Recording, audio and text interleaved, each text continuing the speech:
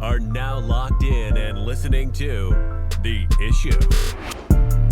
This guy is a franchise quarterback, and no, I don't want to hear any pushback on that. It feels like a top 10 roster to me. It feels like it can win a championship. This is The Issue. Yo, what's up? We are back. It is The Issue. It is Thursday, March 16th, and we have another episode here for you today.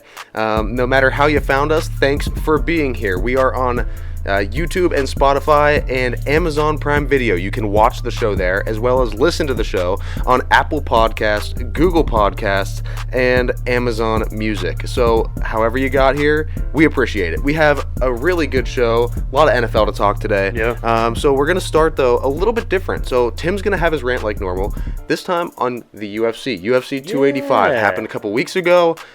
Fantastic fights, right? Jon Bones, Jones.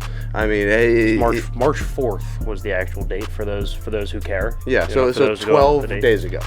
Yeah, almost 2 weeks. Yeah. So we'll have that to open the show with, and then to finish the first segment. Usually it's hits and misses. Not today though. It's going to be the top 10 NFL QBs going into this next season, into 2023. So it should be good. And then in the second segment, we will have a little bit of a discussion on how soft the NFL has gotten. So the penalties have gone up. Defensive players have now gotten a bit limited in what they can do. We're going to get into that, kind of the two sides, and hear both arguments. And then to finish off the show, we will have the top quarterbacks in the NFL draft this season. Yeah, so where are they going? Yeah, kind of talking a little bit about that. It's interesting. You start to look at trends of who shows up and reports when, right? Like, I thought it was interesting. Like, remember Zach Wilson? Everyone was like, yeah, like, he's good. He'll go first round, but, like, a little bit of a project, kind of reckless. Yeah. And then, like, 3 weeks before the draft, everyone's like, Zach Wilson might be better than Trevor Lawrence. And he shot up the board, went to number 2, and you're like, wow, this kid's, like, not that good. Yeah. Yeah, so, like, it's interesting. It's just, I don't know. It's just something I noticed, so we'll talk about it a little bit. But first, I wanted to discuss the Jon Bones fight. We didn't discuss it last week. I wanted to wait because it was just such a busy NFL week last week. Oh, with the free agency. With the Daniel Jones contract, Derek Carr contract, like all that stuff. I figured this could wait, right? The next important UFC card's not for another couple weeks. So, this had some time for us to kind of let it sink in. Well, I watched most of the fights again, right? And so that card in general, UFC 285, so we had like the Bo Nickel fight on there, Grasso beating Shevchenko, my bad. I always mispronounce it. Anyway, and then you had obviously the Jon Bones and Cyril Gane. Let's start off with the Bo Nickel one, right? First round submission. First of all, I think everybody knew it was coming, right? But in that fashion was really impressive. I mean, he was minus money to submit it in the first round. Like, everybody, Vegas knew it was coming. You knew it was coming. Everybody threw money on Bo Nickel submission first round, right? But his ability to outmaneuver, out-strategy, out-leverage any opponent he faces, it's wildly impressive. Like, it's really good. And he's probably an all-timer in terms of one of the best wrestlers that the UFC will see. That was his first actual UFC fight. He's only 4 total fights into his professional career. And I think it's already safe to say he's probably going to be one of the best grapplers, wrestlers of all time.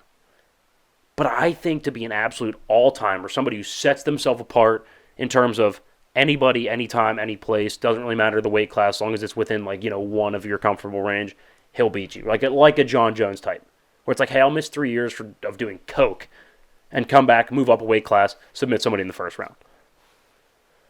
I think in order to be able to do that, you have to be able to strike. And I'm not saying Bo can't. We just don't know yet. Right? He hasn't been put in a big spot yet, to where he has to stand and bang with the really, really good strikers. I think and that's a credit to his wrestling, because he hasn't put himself in a spot to do that, right? Like, for example, Khabib was an all-time grappler. But, I mean, he'll knock you out if that's what it took. Like, he could strike with the best of them. He'll stand and bang with Conor if he needed to. Now, granted, that wasn't. If he had to do 5 rounds on his feet with Conor, he's going to lose that fight.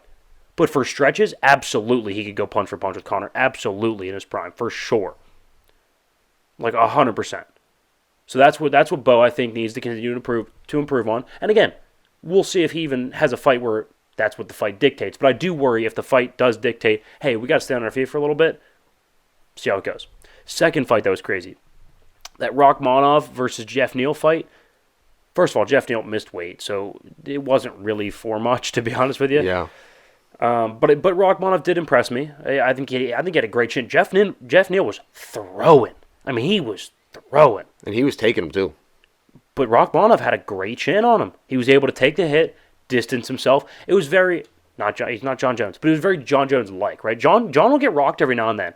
But with the long arms and the reach advantage that he has in most of his fights, he'll just get distance on you right away. It's like one quick shot, he'll get distance on you. Next thing you know, you're right back to square one. Same thing with Rachmanov there. But I will say, his stamina, I feel like he got tired and a little bit lazy towards the end, which is fine. Granted, I'd be tired like 30 seconds in, so I'm not saying I'd be any better. But it is something to look at, and if he wants to actually contend. Next thing, though. Valentina Shevchenko getting submitted by somebody that's known for their boxing is just bananas. That was the craziest.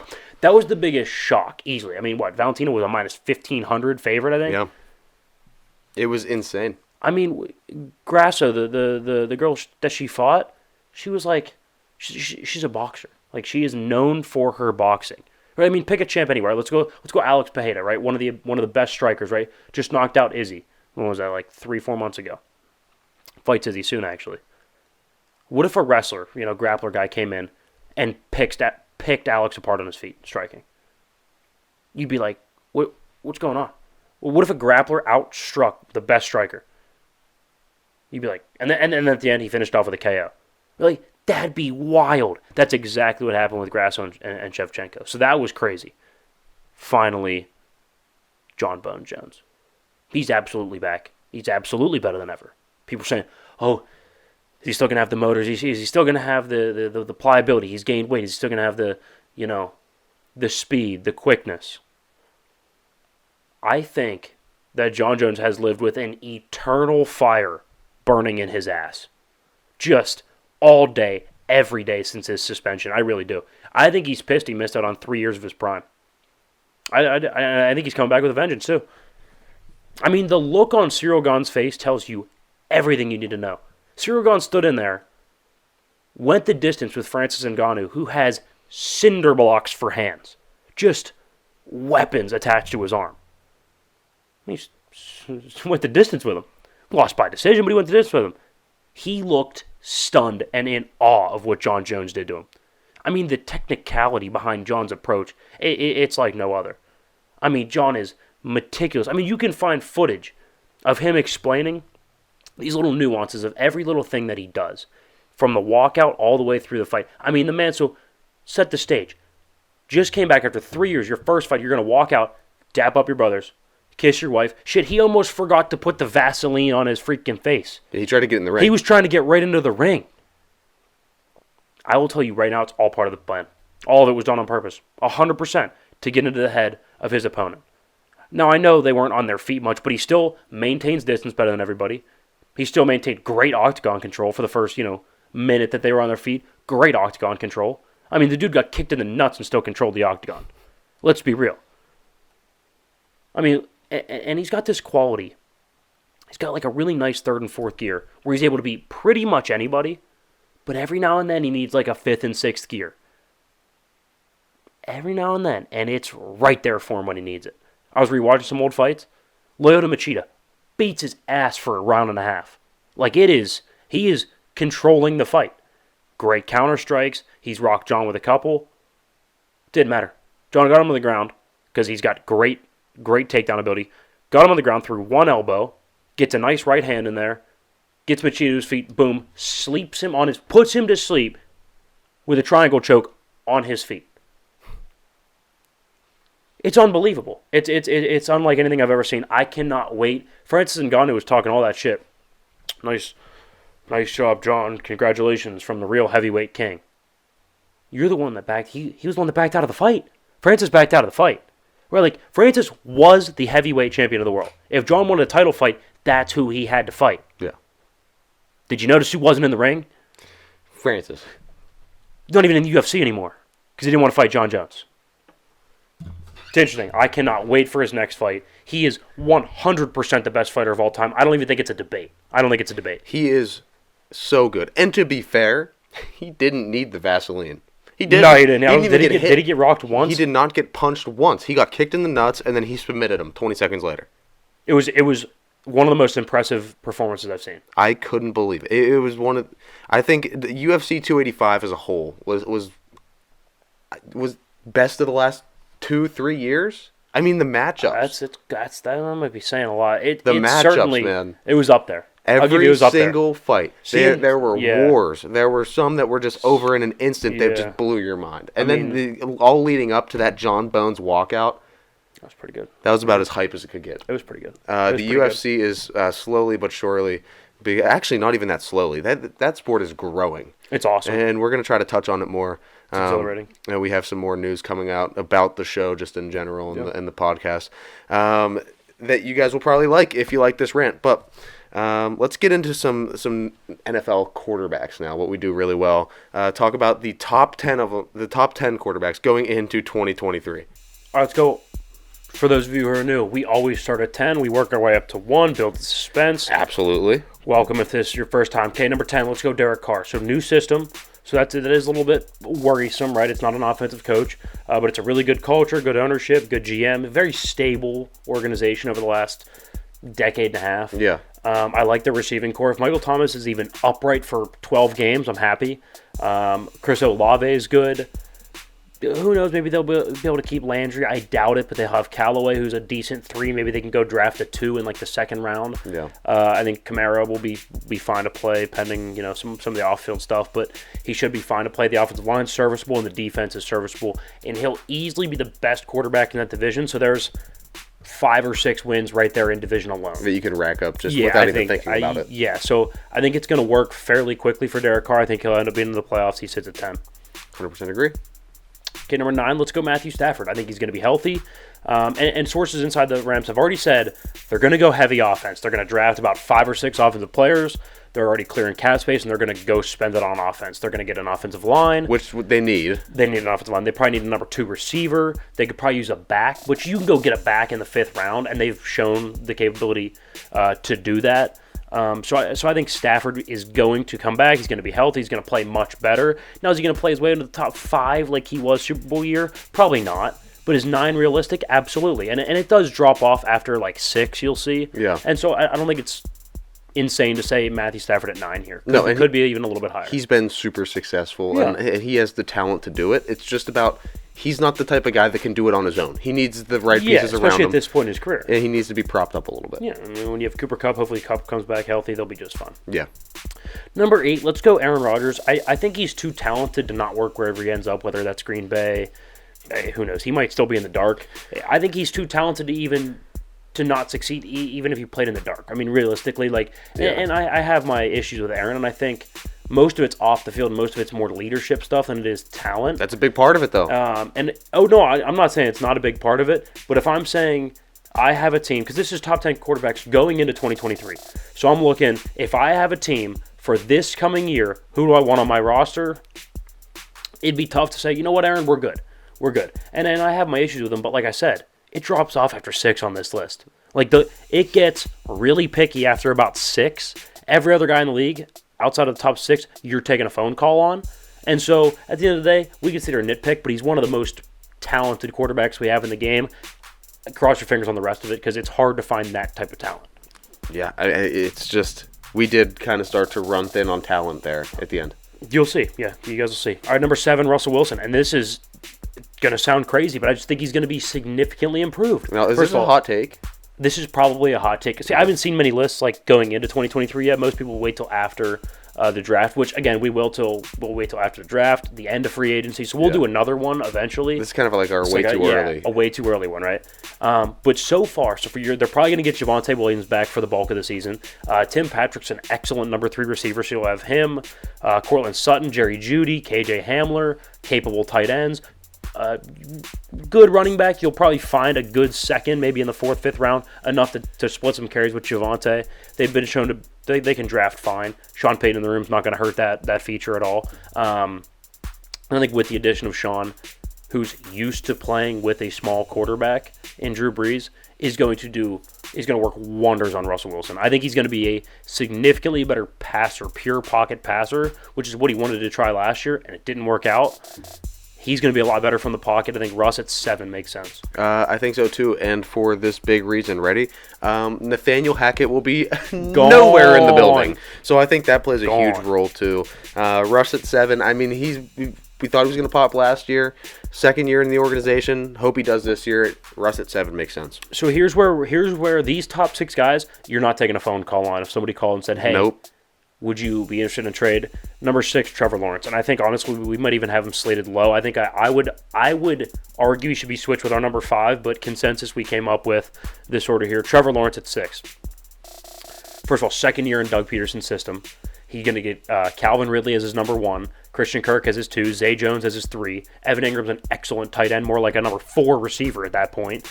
Unbelievable. They'll have 2 good backs. O-line's improving. They have good draft capital, good cap space. They're not paying Lawrence yet anything yet. Defense is pretty good. They get a good pass rush. They could use some secondary help, but it'll be just fine. Trevor Lawrence at 6. I think you could look up. He could be a top 3 quarterback this upcoming season. I think he's going to be that good. But we need to see it still. We haven't seen it yet, so that's why he's at 6. We all know the potential. We all have seen what he can be. Especially being such a great college quarterback, everybody's just on the edge of their seat waiting for that to translate to the NFL. And 100%. I think this could be the year where he just transcends and just shoots to the top. I think 6 is a good place to have him now, though. I feel like we've seen some, still waiting on the rest. So let's just 6 is fair. He has the potential to go to 3. He has the potential to go to 4. Any of those spots by the mid to end season. But to start, I think 6 is good. Our number 5, let's go Josh Allen.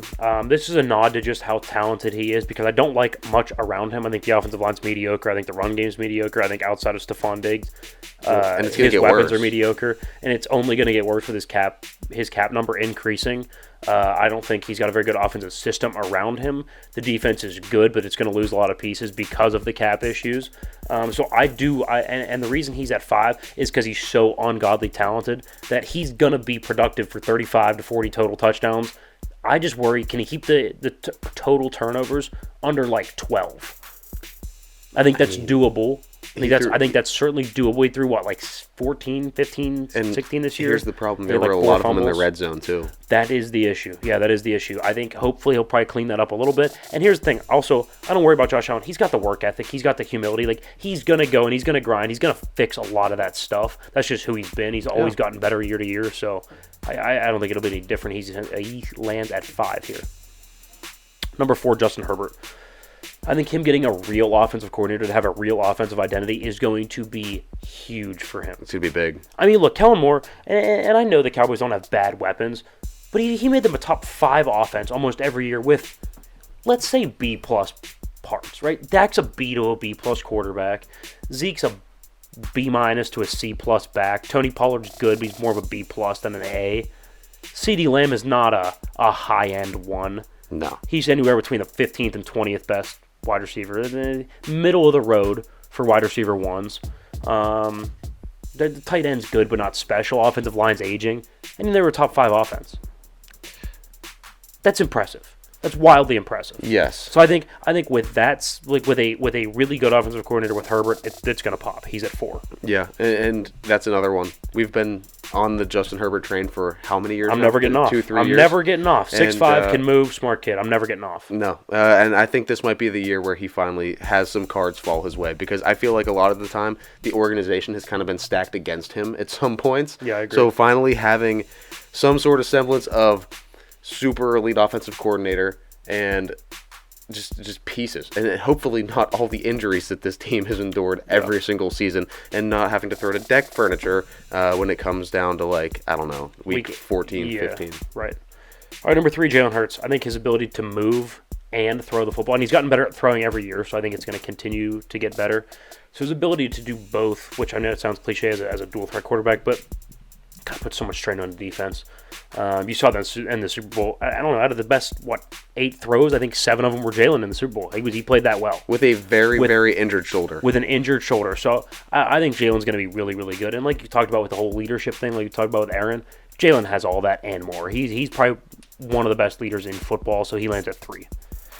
Number 2, Joe Burrow. I think he's the most accurate and precise quarterback on the planet right now, and I think he's the best on third down as well. Yeah. I think he's the best big down, big throw quarterback. Dude's got swag, too. In the league. Yeah, he does. You talk about leadership, you talk about rallying troops, per se. He is absolutely that guy. He's got the Brady quality where it's like, I don't know, third and whatever. It just feels like this isn't going to go well for us. Like it's a lot of very accurate, very quick, very timing based, accurate throws the whole way down the field until you finally come up and then it's bank right over the top and you're like, this is very frustrating. You're not going to see the big emotional spikes with Burrow either. He's very, very low key. He just gets the job done. And he's not really flashy about it in the moment. Now, the outfits to and from the game, that's a different story. I love it though. But I absolutely love it. But he, in the face of pressure, 3rd and 15, it doesn't matter why it's 3rd and 15. It just is. And he goes out there and converts most of the time. It's insane. So the talent is undeniable there. I love how fast he's climbed up this list. Yeah. Because when we first started the podcast and he was a rookie coming in, he was not sniffing the top 10. No, absolutely not. Now seeing him in a number 2 spot, he's earned it. It's great. He deserves to be there. Joe Burrow, too. You guys guessed it, Patrick Mahomes at 1. There's not a whole lot of debate here. I mean, they rebuilt his offensive line, got an entire new receiving core. Defense is good but not special. And his cap number goes up, and then he's like, no, it's fine. We're good. Let's just go win a Super Bowl instead. Yeah. And they're in a really good spot moving forward because his cap number starts to kind of even off a little bit plateau as we go on for the next couple of years here. And they have plenty of cap space, and they have plenty of draft capital. So they're in a great spot to go acquire young, cheap talent and keep building around Mahomes. So, I mean, good for them. They're going to be just fine. He's at number 1, probably the most talented quarterback we've ever seen. So yeah. Just to run back through that list. Oh, honorable mention, Jared Goff at 11. Okay, yeah. I think Goff's 11. He was a fringe guy right there. We were debating him in car. I'd probably go Goff, Cousins, Dak? Goff, Dak, Cousins? I'd probably go Dak, then Cousins. I'd say Dak, then Cousins. Yeah, I'd probably go Dak, then Cousins. I mean, I don't love Dak, but... No, but I don't particularly like Kirk either, so... Yeah, I would go Dak over Kirk. Yeah, but the top 10 here, we got Patrick Mahomes at 1, Joe Burrow at 2, Jalen Hurts at 3, Justin Herbert at 4, Josh Allen at 5, Trevor Lawrence 6, Russell Wilson at 7, Aaron Rodgers at 8, Matt Stafford at 9, and to round it off, Derek Carr in the 10 spot there. Love it. Fantastic list. Love it. Those are the top 10 NFL quarterbacks in our way too early list going into the 2023 season. When we get back from the break, we will have a discussion on how the NFL has kind of gotten soft over the last, I'd say, decade-ish. Yeah, fair. So we have some stuff to talk about there. Don't go anywhere. All right, second and final segment here on, the 16th, something like that? Yeah, March 16th. Time flies when you're having fun. NFL season, all the free agency moves. Big week last week for that. Mostly, we talked a little bit of UFC here today. Top 10 NFL quarterbacks going into 2023. We're going to talk a little bit about NFL, like how's the game changed? Got a little softer over the last couple years. Last decade probably. Then we'll talk a little bit about some of the quarterback prospects and you kind of the rumblings behind what you're hearing, who's falling who's falling down the draft board, who's rising up the draft board. We're going to see. We'll talk it all. Yeah, it'll be good. So far, great show. I've liked the show today, the flow. Yeah. Starting with some UFC. I love UFC. We haven't done much of that, and it feels good. No, we haven't, no. But yeah, the quarterbacks thing, okay, we'll start with this. So the NFL is for sure getting softer. I don't think really anybody can argue that point. We're seeing more penalties. They are called on such a consistent basis that it's, I think, in some ways starting to become a problem, right? We had a lot of roughing the passer calls last year. We remember the one with Brady in Tampa. Certainly not roughing the passer. Ends up affecting the outcome of the game. When I start looking into things like this, so I was listening to a bunch of different quarterbacks talking. It was like a kind of a round table type deal. They had Bradshaw there, a couple other older guys. Was that the one with Trent Dilfer? Yeah, Trent Dilfer. And then they had Tom Brady's reaction to the whole subject. And the argument was basically, at its foundation, that NFL quarterbacks had to be more skilled with ball placement and strategic ball placement when you had to worry about your receivers getting their head taken off over the middle. That was something that was, happening every single game. Tom Brady talks about it, how when he played against Ray Lewis and the Ravens, he couldn't throw over the middle because they always had undersized receivers, just kind of quick, scrappy dudes, get you 5, 6 to 10 yards every play. You can't go over the middle with guys like that and have a linebacker like Ray Lewis just absolutely take all the anger and aggression from his life out on that receiver. And it has completely changed the way the NFL is played, the way it's laid out. Now it's much more of a finesse game, right? Receivers are not as big, not as bulky. They are quick off the line. It's about footwork. It's about acceleration. It's about creating space. It's about route running now. Back then, you could get pressed at the line. You could get pressed, completely thrown off your route. The Mel Blount rule. And that was 100% legal. Yeah. So the NFL has changed in ways. It's gotten a lot less physical. I think there's good and bad to it. Obviously, good for player safety. We don't need people getting stretchered out every 15 minutes and having to just flip to the Whopper, double Whopper commercial as Julian Edelman there in his prime lays there getting carted off because Ray Lewis just found another reason to do 52 push-ups. So the game has completely changed. I think, going back to the quarterbacks thing, I think that there had to be so much more of a strategic influence on how you throw the football, where you throw the football, what your routes look like. I don't know. Maybe that's just me. I will say I agree with you in terms of it's played a lot differently. Nowadays, the game is a lot more middle of the field friendly. Where I know, and one thing to kind of prove this, right? People say, well, the tight ends, the tight ends are becoming more and more important and more productive. People are saying, well, they're just better athletes. Well, yes, partially, but so are the people they're up against, right? So that doesn't mean a whole lot for me, right? Like Algie Crumpler, who was probably one of the worst athletes ever at tight end, was also playing against linebackers who were probably too big to be guarding anybody else, right? So it was a fair matchup. Just like nowadays, what? So Travis Kelce's a little bit too fast for a tight end, but too big for a receiver. Okay, well, a safety's too big for a DB. Creating the mismatch. It's the same. It's the same level of mismatch as it's always been. So I don't buy into the whole, oh, well, they're just better athletes now. Yeah, so are the people they're going against. The main reason that tight ends are more successful now than ever is because they can go in the damn middle of the field, right? Because they can operate in the middle of the field when you used to not be able to. Right, the middle of the field's wide open nowadays. Wide open.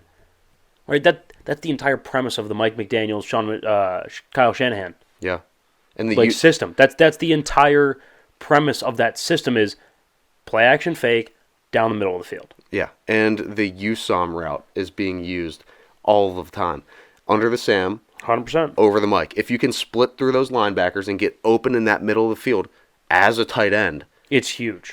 It's huge. It's easy pickings. Yeah, no, as long agree. as you have a quarterback that can float it in there over the linebackers' heads, you're fine. Most can, especially with practice. So I do agree with that point. I will push back a little bit that quarterback play was more skilled then. I don't think quarterback play has ever been more chaotic than it is now. I don't think it's ever been more complex from an X's and O's standpoint than it is now. And I don't think there's ever been more pressure on quarterbacks than there is now. So I will push back that okay, yeah, so you had to put the ball, you had to think about throwing over the middle. Well, yeah, but also post-snap rotations weren't really as much of a thing. They were, but that wasn't a prime thing. If you don't get post-snap rotation now from a defense, you're shitting bricks. You're like, oh my God, wait a minute. What they showed me is actually going to happen? It almost never happens. Yeah. It almost never happens.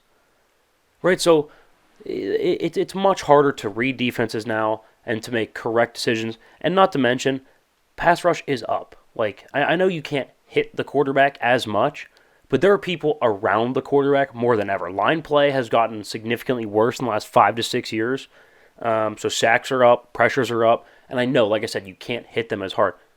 But, you still have a 300-pound dude at least affecting your throw, right? So I don't think it's ever been more difficult to play quarterback. I'll agree that it's gotten soft, but I will push back on the whole, well, it's tougher to be a quarterback then. It was tougher to be a quarterback then than it is now.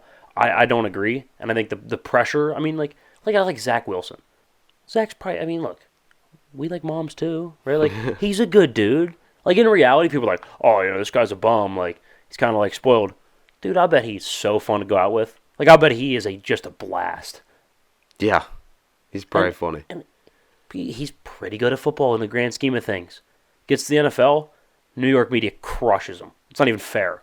It's not even fair. It goes from Mormon Brigham Young to the Big Apple, gets crushed for every little thing he does. Where, like, so it is brutal to be an NFL quarterback now. It's never been more difficult. And also, the league is a quarterback league. So the threshold for make it or break it has gone up, right? You have to be, we talked about the drop-off in talent, right? We went from, and number 7 is the drop-off. It's Russell freaking Wilson, who's probably going to get in the Hall of Fame. And then Aaron Rodgers. And then Matt Stafford. And then Derek Carr. Those are 3 out of 4, if not all 4, are going to be Hall of Famers. Yeah. And there's a significant drop-off in talent to them from the top 6. Yes. So, like, I don't think it's ever been more difficult. I think, yes. I think the pressures have shifted to different areas. I think as the league has grown and become a bigger animal. I mean, the NFL has gotten huge since we're talking 60s, 70s, 80s football. Yeah. And how different everything was. Right. The pressure has shifted a lot from hard physical. It's still a very, very physical sport, and I'm not trying to take anything away from that. Not quite as much, though. Everyone would admit that. But it has lessened up, and it's transitioned more onto the leadership kind of guy. Are you at the podium? Handle the media. I think all that stuff's more important now. Run a franchise. Yeah. And they have more power now than ever, I think, is one of the things. But the nature of the game itself has changed so much. It has changed so much. I agree. I don't know. As we look at this quarterback play, we're looking at this next, class of quarterbacks coming in. And I mentioned Zach Wilson, and it was weird because for a while we were like, yeah, he's good. Like, everyone knew he was there, knew he was going to be a prospect going into that draft, and everyone was like, yeah, I mean, he's talented, needs some work, a little bit undersized. And you're hearing, probably mid to late first round. Like, that's what everyone's saying. That's what everyone's saying.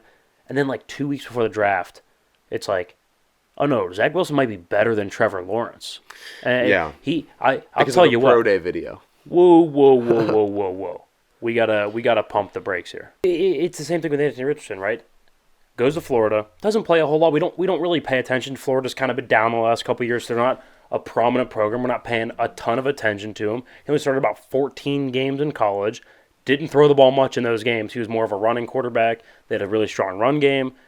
Wasn't asked to really carry them, throw the ball a lot, so he doesn't have a ton of reps.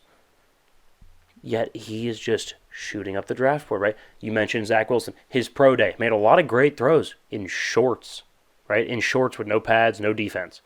Right? Anthony Richardson doing a lot of really impressive stuff in shorts at the combine.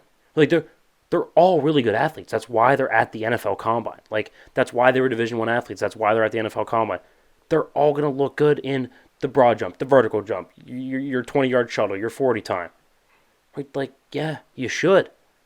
You should. You prepare for it for months and months and months and months on end. You know exactly the drills you're doing for months. As somebody who can train, who does train athletes, I can tell you right now, if you gave me 4 months with somebody and I knew exactly what they were getting tested on, I will tell you right now, that'd be the best they'll ever perform on those. Like, they would be peak ready to go for those. Right? So it feels the same to me, like the Zach Wilson. And here's what also feels the same. Nobody's saying shit about C.J. Stroud. And it kind of reminds me of the Joe Burrow-Tua draft. Right? Okay. Everybody was talking about Burrow. Burrow's the clear-cut number one, right? I think everyone kind of views Bryce Young as the clear-cut QB1 of this draft.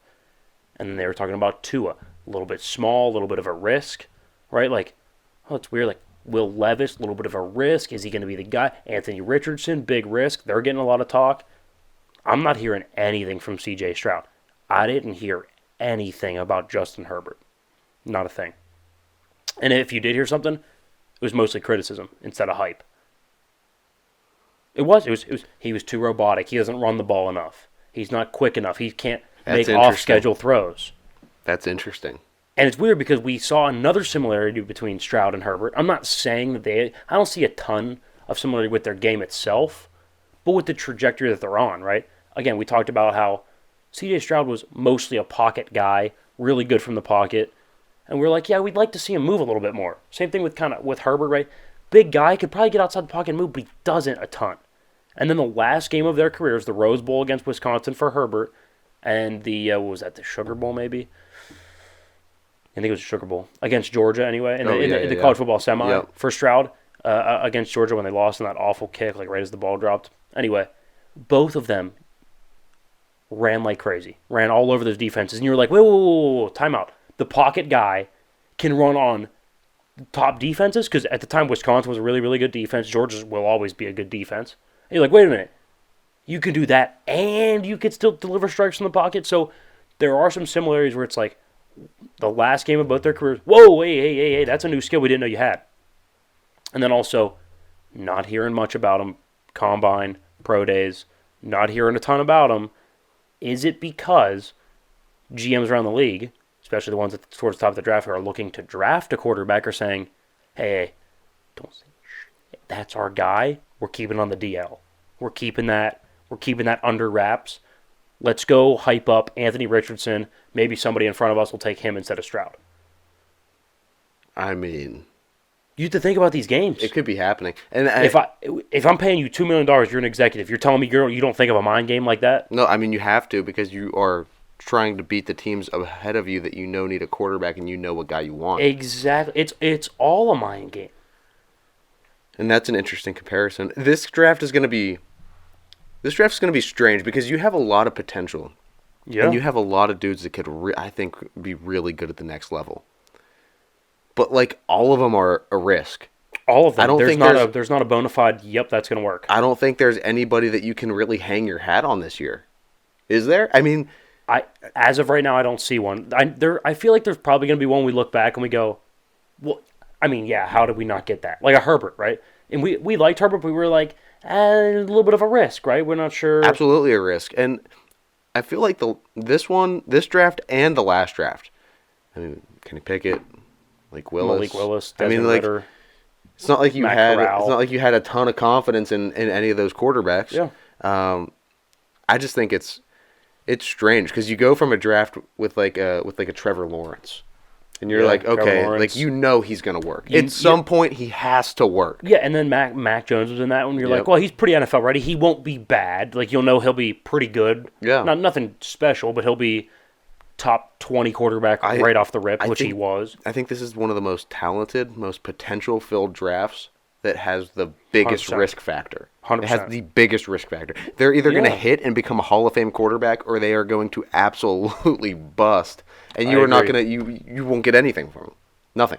I agree. I feel like they all have their own risks. Like Bryce Young, that's why I lean towards Stroud, because I feel like he's got the least amount of like things I can nitpick. Like Bryce Young, too small, probably going to get banged up. Already got banged up at Alabama. Yeah. Will Levis, well, I don't know. Anytime he plays a team above 500 in college, he sucks. Forgets how to play quarterback. Like point blank, completion percentage down the drain, yards per attempt down the drain, touchdown down the drain, interceptions up. Like every time he plays a winning team or a good defense. I mean, hell, Kentucky's defense held Georgia like 16 points this season, and they put up what? Like 6? 3. Yeah, 16-3. So I mean, like, and then Richardson, same way, not super productive. Didn't throw a ton in college. Seems really, really raw. Makes like screens look hard, right? Like a lot of Zach Wilson, where it's like, God, like, why is that 3-yard out difficult? It shouldn't be difficult as a first-round quarterback. No. Stroud checks more boxes and doesn't have as many things I can nitpick. It's interesting. The sleeper of the draft. Could it be C.J. Stroud? Is C.J. Stroud my number 1 quarterback? He might be. Is he? I think he is. I don't know.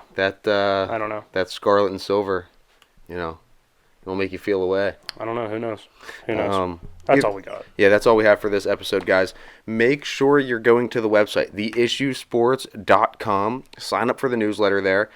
Super simple, right on the homepage. And then while you're there, check out the shop. We mentioned it last week. We have all of our new designs out. It's the second month, so go get them. I mean, spring break. Why wouldn't you want a bad day to be a beer hoodie / shirt? Should go on 100%. Cut it off, make it a tee. Yeah, a little tank action. Yeah, I mean, whatever you have to do, get yourself one of these shirts. All right, they're shipping on April 1st. Ordering closes March 25th. So make sure you're jumping on it. It's March 16th if you haven't checked your watch recently. Check the calendar. So go to theissuesports.com. Order up some shirts. Order up some hoodies for the boyfriend, for the girlfriend, whoever you are. And whatever you're ordering for, or for yourself. I don't care. Buy a shirt. Really should go on. And you should have that by like April 3rd, right? If you live in Pittsburgh it takes about and you're getting ready 2 to for 3 opening days, day, you'll have your Kutch return shirts before opening day at PNC Park. Get out there, get it. Follow us on Instagram, TikTok, Twitter. You can find all those links in the description of the episode, no matter where you're watching or listening, guys. Thanks so much, and that was The Issue.